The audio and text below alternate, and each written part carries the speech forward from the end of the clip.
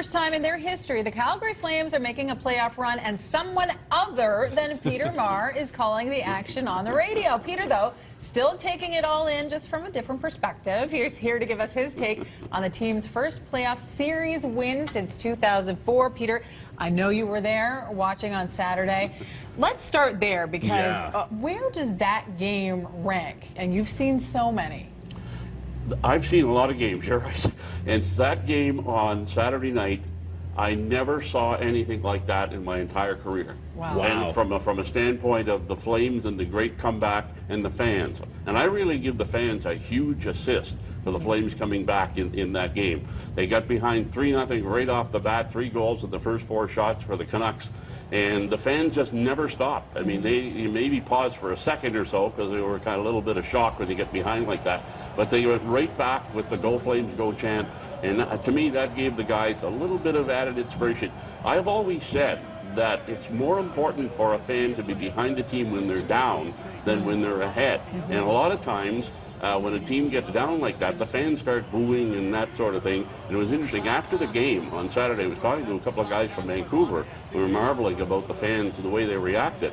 And one of the guys said, if that was in Vancouver, they'd just start booing the players. People would have left the building, and they might have been a jersey or two thrown on the ice in disgust. Wow. So that tells you the magnitude of the fans here in Calgary and the magnitude of this team. I mean, it's absolutely incredible what this team has done. Yeah. You are a fan now. You're no longer working at these Calgary Flames games. And how has that been for you personally? I mean, do you still sit on the edge of your seat? Are you still pretty gung-ho? No, I'm pretty relaxed when I sit there. And I'm having a beer, which I never did for all those years when I was working at games.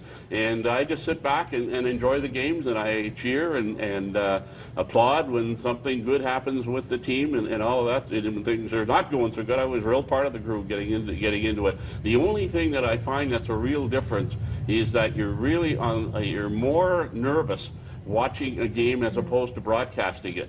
When you're broadcasting, when you have your own focus on the game, you have your concerns obviously for the team, but it's all flowing out. When you're sitting there watching, there's no outlet other than cheering. And so, the start of the game when the Flames had those great chances, didn't score, you're kind of, oh, darn. Whereby when you're broadcasting the game, you're sort of just going right along in your own broadcast form.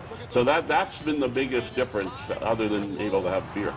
Now, as is very common, and we've been kind of joking about this with Jill in the culture of sports in general, you have superstitions, and you still adhere to them. And Jill was telling us she took your seat, and you said, I sit there. Well, I didn't put it in quite those words, Tara, but I very politely, I was downstairs, and when I got upstairs, the game was about to start, so she was in the seat that I'd sat in the previous 2 games of that series and the previous 2 games of the regular season. Correct. So there was a little bit of chemistry with that because the Flames had won all 4 games. So anyway, I went over and politely asked her if I could sit there and she could move over to the adjacent seat, and she obliged. And then when it got to be 3-0 in favor of the Canucks, she said, well, maybe you should move over there and I go back to this seat. And I said, no, we're going to stick it out right here. Yeah. And sure enough, in the end, we cheered to the Flames come back and that great victory. So. Okay, well, you got to keep sitting in that seat. Do you have any other superstitions that you used not to right now. still... When I broadcast, there were always a few. Yeah.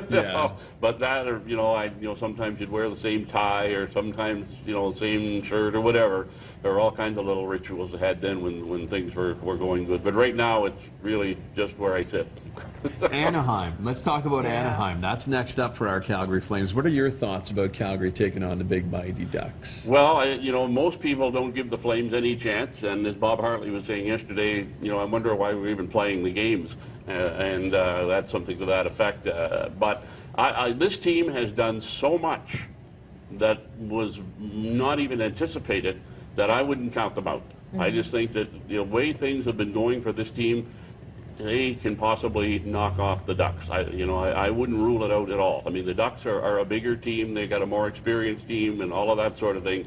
But this Flame team, everything, they work so hard and they're so determined that, I wouldn't count them out in this series, although many people around the league, when they start making the predictions, I'm sure that the Flames are going to be decisive underdogs, and I'm sure that's quite fine with them, but I wouldn't count them out. Peter, we got to go, but do you still say Yeah, baby, when there's a goal scored or something? Well, I did at the end of the game the other night for the benefit of the people I was standing around. They're sitting around and standing around. They've been trying to get a yeah baby out of me, and I said no, it's not appropriate yet. It's got to be the right But time. at the end of the game, it was, yes. Yeah. Okay, well then maybe we won't ask you right now, but we know we love to hear Well, I it. could give you a yeah baby, but it wouldn't be with the same degree of The same gusto. yeah, right? gusto as it has with when the game is on and the excitement's roaring. We'll have to find Peter after the next Flames win on home ice, and you'll be sitting in the same seat. Thank you so much for joining us this morning.